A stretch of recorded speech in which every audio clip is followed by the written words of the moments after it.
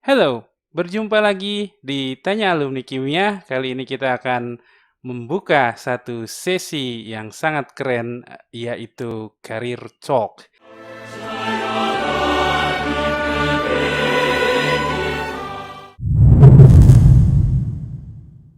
Siapa sih dari kita semua yang belum pernah makan mie instan? Hampir tidak ada. Di dunia sendiri secara total tahun lalu 2019 ada lebih dari 106 miliar bungkus mie yang dikonsumsi oleh umat manusia. Oke, karena begitu pentingnya mie bagi kehidupan manusia di planet ini, kali ini saya sudah ditemani oleh alumni kimia IPB dari angkatan 51, yaitu saudara Jihan Muhammad Salik, SSI.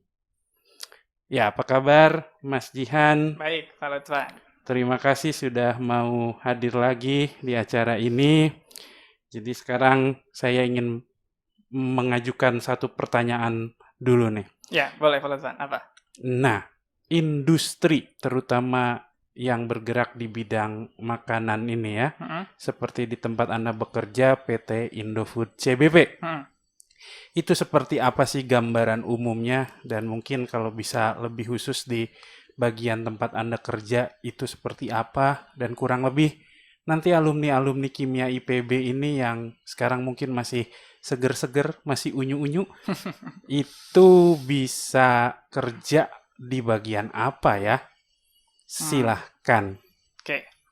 Terima kasih Pak Lutfan atas kesempatan lagi saya bisa hadir diundang di studio ini lagi. Nah, kalau kita bicara tentang industri, kita berbicara tentang proses. Nah, proses itu sederhananya adalah bagaimana kita membuat suatu produk. Nah, artinya kita harus mengubah dari raw material itu berubah menjadi finish good, berubah menjadi finish good.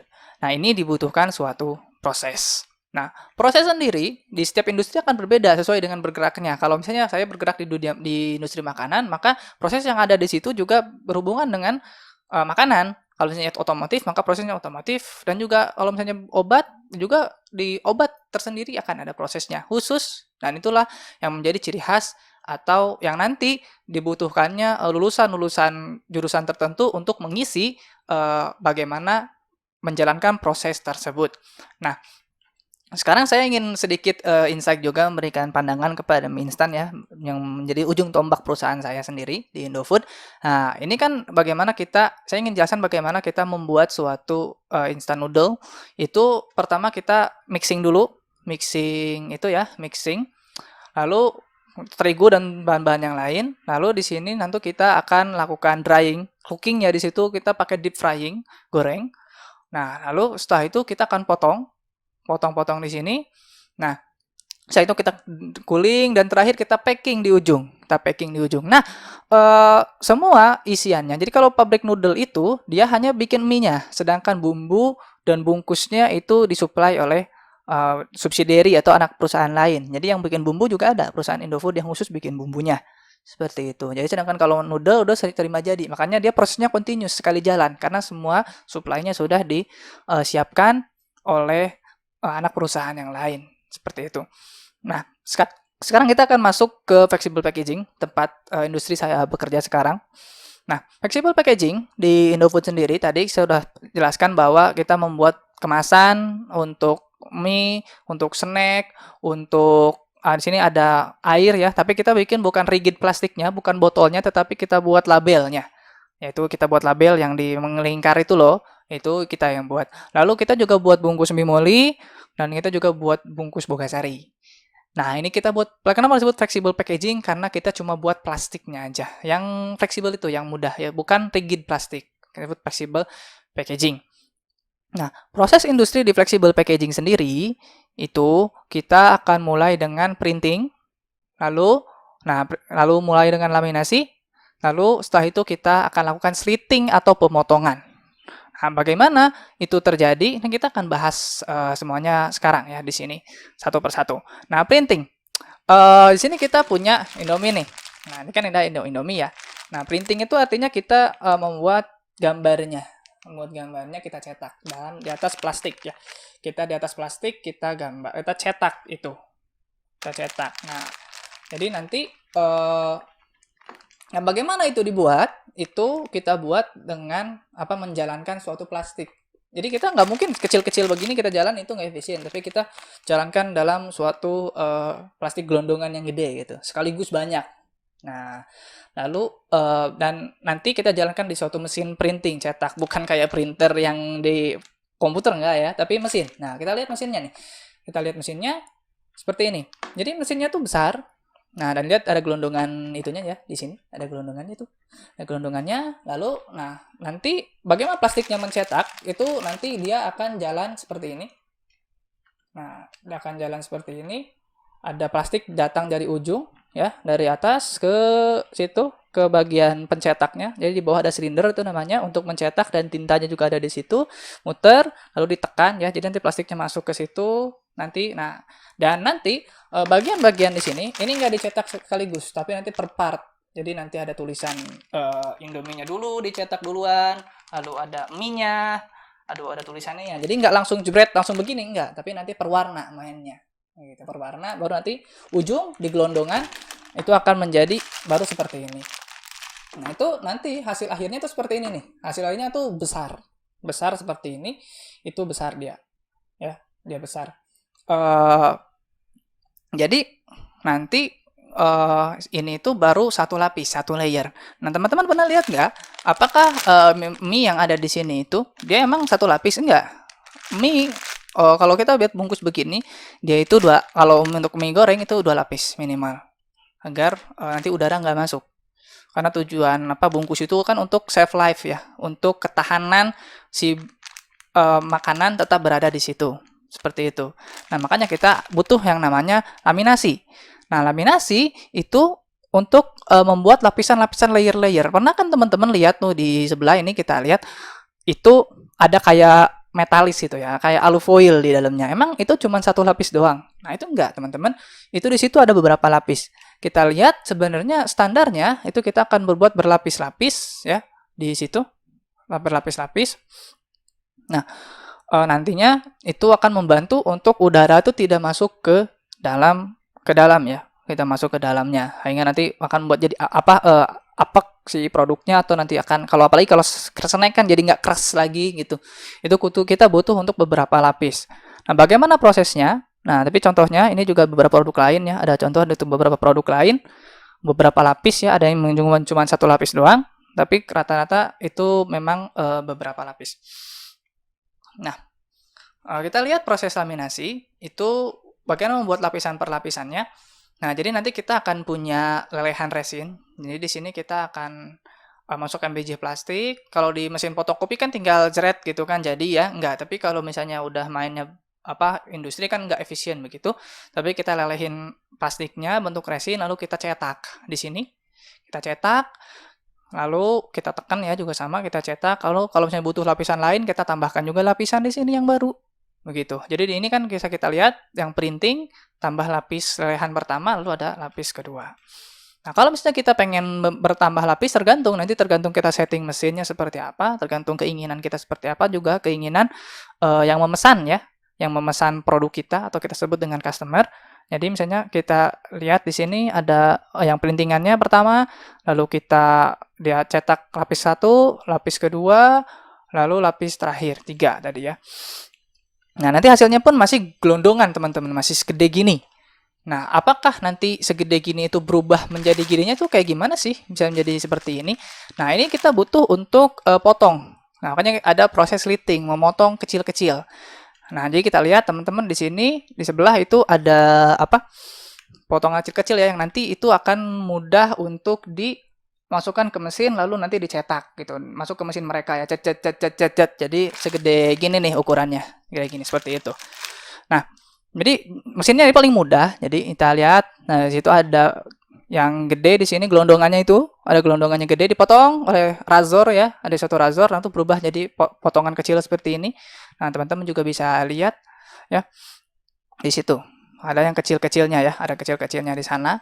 Jadi bisa membuat untuk nanti disimpan atau dikirim ke customer dalam bentuk kecilnya. Nah, seperti itu teman-teman, itu bagaimana kita membuat bungkus ya. Jadi cukup ribet. Jadi itu kita bukan continuous, tapi kita step by step. Ya, kita step by step untuk itu. Jadi nanti akan banyak sekali proses yang terjalin di situ. Nah, apa sih yang menjadi core department atau bagian job desk yang ada di suatu industri ya? Dan ini case-nya ada di industri saya. Itu yang paling penting, itu ada 4 core divisi yang kita miliki. Yang pertama ada produksi. Produksi itu artinya kita membuat plastiknya, membuat bungkusnya. Nah, jadi dia bertanggung jawab untuk bikin dan fokusnya di quantity. Seberapa banyak dia bisa buat. Itu dengan efisiensi dan semisalnya. Lalu dibantu untuk penjagaan kualitasnya oleh QC atau quality control oleh saya dan juga oleh tim di sana. Bagaimana produksi agar tidak asal bikin aja tapi ternyata barangnya jelek semua. Begitu.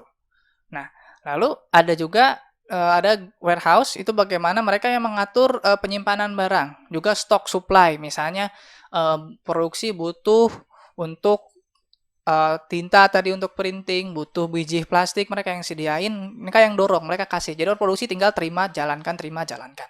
Begitu. QC juga hubungannya dengan itu. Lalu terakhir ada PPIC. Nah, core department itu mereka untuk scheduling ya. Mereka lah yang menyusun jadwal. Jadi ini kapan kita jalanin Indomie dulu nih, bikin kemasan Indomie, kapan kita bikin kemasan Bimoli. Nah, itu mereka yang atur dengan nanti akan ada masukan dari QC dan produksi. Oh, ini kalau jalanin Bimoli nanti aja, mending Biogasari dulu. Nah, itu kita akan scheduling bareng. Di situ kita akan bikin runtutannya, dan ini tanggung jawabnya ada di PPIC. Termasuk mereka yang untuk scheduling semuanya. Seperti itu. Nah, kalau misalnya kita lihat tadi kan di proses industri packaging itu ada printing, slitting, laminasi dan slitting. Ada DRM, ada FG. Nah, di mana si QC, warehouse, dan juga PPIC. Nah, kalau DRM ada 3 departemen yang masuk. Pertama ada warehouse, kedua ada QC, ketiga ada PPIC. Jadi warehouse ketika menerima barang, quantity yang dicek, ini berapa sih yang masuk barang. Lalu QC di situ akan ngecek quality barang bahan baku itu bagus nggak sih? Ya percuma dong kita mau bikin barang bagus, ternyata bahan mentahnya aja itu udah jelek.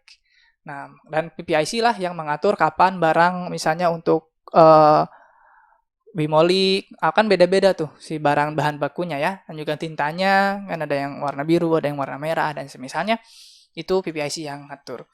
Nah, lalu untuk core-nya itu kita punya produksi. Ya, kita punya produksi, core-nya mereka yang menjalankan. Nah, mereka yang menjalankan route-nya. Lalu setiap bagian printing, laminasi, dan slitting ada bagian produksinya sendiri. Gitu. Departemen produksi bagian slitting, bagian produksi bagian laminasi, departemen produksi bagian printing itu beda-beda orangnya.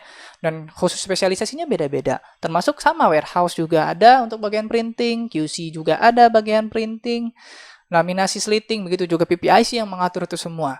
Nah, jadi kalau misalnya nanti QC-RM belum tentu dia paham atau job desk-nya sama dengan QC proses. Kita sebutnya proses ya. Nanti ada juga, karena nanti akan bilang QC proses, QC-RM, QC-FG. QC proses dibagi lagi. Nah, makanya kalau QC tapi kamu bagian RM, berarti dominannya ngecek barang. Cuma ngecek raw material quality-nya. Seperti itu. Nanti biasanya kalau di job lamaran-lamaran juga seperti itu, dipisah-pisah biasanya. Lalu ada di FG terakhir itu yang ngatur juga warehouse, pengiriman ke customer ya, ke pelanggan yang memesan barang kita. QC juga pengecekan lagi sebelum dikirim. Jadi barang dicek gitu kan, di awal bahan baku diproses juga dicek. Nah, sebelum dikirim juga dicek lagi. Agar memastikan bahwa tidak ada barang jelek yang terkirim. Ya, karena kan nggak mungkin kita 100% membuat barang bagus. Kita kalau bikin bala-bala aja kan nggak semua diameternya sama. Nah, sedangkan kan keinginan customer semua diameternya sama. Nah, itulah yang kita buat, kita sortir ya, kita pilih-pilih mana yang bagus kita kirim, yang jelek kita tahan gitu. Nah, agar tidak terkirim. Lalu kita juga punya PPIC juga untuk membantu kita schedulingnya, ngirimnya ke customer. Seperti itu. Nah, selain ada core department, ada juga support department. Yang pertama ada QA. Nah, QA ini tugasnya itu adalah policy system ya. Jadi yang kita kan nggak mungkin bikin pabrik tuh nggak ada aturannya.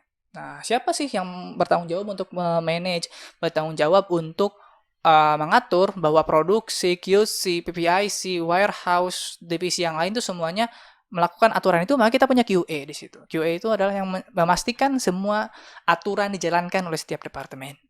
Jadi mereka paperwork base kerjanya. Jadi nggak ada angkut-ngangkut tuh, nggak ada. QC masih ada angkut-ngangkut, ya. Tapi kalau QA nggak cuman kertas tanda tangan, oh enggak, selesai. Itu. Tapi mereka yang ngecek nanti dokumennya rapih atau enggak, aturan dilakukan atau enggak, mereka yang verifikasi. Lalu ada R&D. Dan R&D itu di pabrik atau research and development-nya, penelitian di pabrik itu berbeda dengan penelitian di industri di universitas. Mereka R&D di pabrik fokusnya adalah bagaimana bisa cost reduction, intinya begitu. Bagaimana kita bisa membuat barang lebih murah, proses lebih efisien, agar nanti nilai jual lebih tinggi. Itu tugas utamanya. Lalu tugas kedua, bagaimana memenuhi keinginan customer. Karena nanti customer atau pelanggan yang meminta barang kita itu kan keinginannya berbeda-beda. Oh, saya pengen Indomie. Oh, kalau Indomie bungkusnya begini. Nah, di itu dulu. Kalau misalnya saya pengen untuk kemasan untuk susu misalkan, kan dalam susu kotak yang itu, susu kotak kan yang besar misalnya, kan di dalamnya ada seperti alufoil juga kan yang menahan untuk susu bubuknya. Nah, itu juga itu kita juga kemas, kita juga produksi, itu juga yang tanggung jawabnya R&D, bagaimana nanti menjaga produk susu itu tetap bagus untuk bisa expire beberapa bulan. Tujuannya juga mencari bahan baku yang lebih murah agar tadi ya cost reduction dan semisalnya. Lalu ada juga departemen teknik atau mekanik ya di sini yang mengatur mesin-mesin kita itu masih bagus dan tidak ada trouble ketika proses. Gimana mungkin? Misalnya kan kita tadi ada mesin beberapa banyak ya. Nah, tapi ternyata dia itu trouble tengah-tengah. Nanti kan banyak produk yang terbuang. Nah, itu tanggung jawab teknik untuk maintenance dan juga perbaikan. Terakhir ada marketing dan technical service. Nah, ini insight saya bahas karena memang ini juga support utama ya untuk kita menjual barang. Kita menjual barang dan juga kalau marketing fokusnya mencari customer baru dan juga maintain itu menjaga hubungan dengan customer. Adapun TS itu mereka membantu support customer untuk menggunakan barang hasil misalnya kemasan kita yang kita buat ke customer. Apakah nanti ada problem di sana atau misalnya ada yang lain, itu TS yang melakukan. Nah, di mana cakupan kerjanya? Kalau misalnya kita bilang cakupan kerjanya, maka QA itu luas dari ujung ke ujung ya. Begitu juga R&D. Karena mereka harus improve dari ujung ke ujung juga. Kalau mekanik, teknik hanya cukup di mesin, berarti dia sama seperti produksi hanya diproses. Adapun marketing dan TS itu bagaimana nanti di FG hasilnya. Di FG bagaimana nanti customer, oh saya butuh barang ini nih. Nah, nanti marketing akan hubungi kita, hubungi orang proses, lalu nanti akan dilaksanakan. Itu akan dibuat. Dan kita buat, kita kirim. Dan TS nanti kalau misalnya ada problem tentang barang yang kita kirim, akan masih masukkan ke kita untuk kita perbaiki. Nah, tadi ada bedanya ya. Kalau marketing, ini banyak orang yang nggak tahu bahwa marketing dan TS itu berbeda. Jadi TS memang membantu marketing, tapi dia suatu satuan unit yang berbeda. Dan banyak yang nggak tahu bahwa sebenarnya orang kimia juga bisa masuk ke sini. Misalnya, atau contohnya begini. Kalau misalnya tadi kan kita jual plastik, kita jual kemasan yang di situ kimia banget gitu loh. Emang kalau misalnya yang jualnya, yang marketingnya ketika dia nego dengan customer nggak ngerti barang yang dia jual tentang sifat plastik dan semisalnya, emang dia bisa meyakinkan customer untuk beli ke kita? Belum tentu. TS, technical service. Ketika misalnya nanti barangnya problem nih, plastik kita, itu kemasan kita problem. Emang kalau misalnya dia nggak ngerti kimia, dia bisa untuk bantu customer, support customer, atau mungkin memberikan masukan ke kita untuk nanti kita perbaiki prosesnya. Enggak, kalau dia nggak ngerti. Jadi ini juga suatu tempat untuk kimiawan masuk ke situ. Nah, jadi kalau kita insight, kita bisa lihat bahwa nomor satu untuk seorang kemis, kerjaan pasti jelas QC ya. Bagaimana dia jaga quality control prosedural ya. Prosedural di situ. Nah, lalu ada QA karena itu juga sama berkaitan dengan prosedur, aturan, standar. Nah, itu sangat terbuka untuk kimiawan. Dan terakhir tentu R&D ya, bagaimana kita melakukan improve penelitian yang menjadi nyawa kimia ya. Memang fokus di penelitian. Nanti kita sangat terbuka untuk ke situ. Dan bisa juga seorang kemis itu untuk kerja di bidang lain, misalnya di produksi. Jadi kalau misalnya kita mau, kita bisa kerja kok di bidang produksi. Lalu bisa juga kita masuk ke PPIC. Kita juga bisa masuk ke PPIC. Juga ada kok lulusan kimia yang kerja di PPIC ada. Ada yang kerja di produksi ada. Lalu yang marketing juga sebagian ada yang kerja di situ yang lulusan kimia. Emang kalau misalnya mau jualan GC, yang jualinnya orang lulusan manajemen, bisnis? Enggak, yang jualan GC orang kimia juga. Gitu kan, marketing. Kalau misalnya kita lihat ke industri pembuatan alat ya. Karena nggak mungkin orang manajemen ngerti bagaimana prinsip penggunaan GC ya. Nah, itu TS juga bisa kita masuk di situ. Jadi kalau ada lowongan ini, jadi nggak melulu harus di lab atau di pabrik. Kan kantoran seperti marketing atau TS juga kita bisa kok kerja di situ. Nah, jadi mau jadi apa? Mau jadi apa? Kita kemis itu banyak sebenarnya yang bisa kita cari dieksplor, dan saya nggak bahas semua di sini, yang memang kebetulan di industri aja. Yang saya ketahui ini adalah pekerjaan-pekerjaan yang sangat terbuka untuk kemis. Oke, wah penjelasannya sangat-sangat menarik, Bro Jihan. Ini jadi saya bangga ini melihat Anda menjadi seorang profesional di bidangnya ya, di quality control tentang packaging makanan. Boleh saya tanya sesuatu nih, Bro Jihan? Boleh. Oke, jadi QC di bidang yang Anda dalami ini, quality control di pekerjaan Anda itu kurang lebih seperti apa sih gambaran pekerjaannya? Maksudnya parameter-parameter apa saja yang Anda tentukan untuk menentukan apakah suatu packaging yang baru saja diproduksi itu layak untuk diteruskan ke customer atau perlu dibuang? Yang paling kritikal ya, sebenarnya kan banyak sekali. Yang pertama kalau misalnya kita bicara tentang kemasan ya, dan yang jelas pertama desainnya nggak boleh salah dong. Iya, Dia minta Indomie goreng, kita kasih Indomie ayam bawang kan ya nggak mau. iya Gitu. betul. Lalu yang pertama, yang kedua itu memastikan bahwa tadi ya, ini kita daya serap atau daya masuk udara ke sini itu dia rendah sekali ya, agar nanti mie-nya tidak cepat masih keras lah, jadi nggak lepek atau semisalnya. Lalu sealing terakhir. Nah ini kan kita seal nih, maksudnya kita ini kan asalnya kan kalau kita buka ini kan nggak begini, ini di seal namanya. Nah ini sealing itu juga salah satu poin penting nih kita cek. Kalau sealingnya jelek, jadi kan nanti si bungkusnya akan mudah kebuka. Kalau mudah kebuka kan bolong ya. Nah itu penting-pentingnya ya. Dan juga termasuk nanti daya tempel tinta di plastiknya, karena itu disebut adesi tinta. Di sini dia kuat nggak? Karena kalau misalnya adesi tintanya copot, nanti juga kalau misalnya adesi tintanya copot nih, maka nanti itu juga akan membuat si packagingnya lepas gitu. Seperti itu Pak Lutfan, yang paling kritikal. Oke, itu critical poinnya kurang lebih di situ ya. Tadi saya tertarik ketika Anda jelaskan jangan sampai ada udara masuk, karena kalau enggak dia jadi melempem gitu kan ya. Karena ya intinya itu kan gorengan ya. Iya, gorengan, ini gorengan. Oke, intinya gorengan, jadi yang garing-garing itu Iya. musuhnya air. Oke, ya semua juga makanan musuhnya air ya. Oke, dan udara tentunya. Bisa kasih gambaran tuh bagaimana caranya memeriksa satu packaging tadi, apakah sudah tertutup rapat kedap udara atau belum? Kira-kira pakai prinsip apa sih di pengukurannya seperti itu?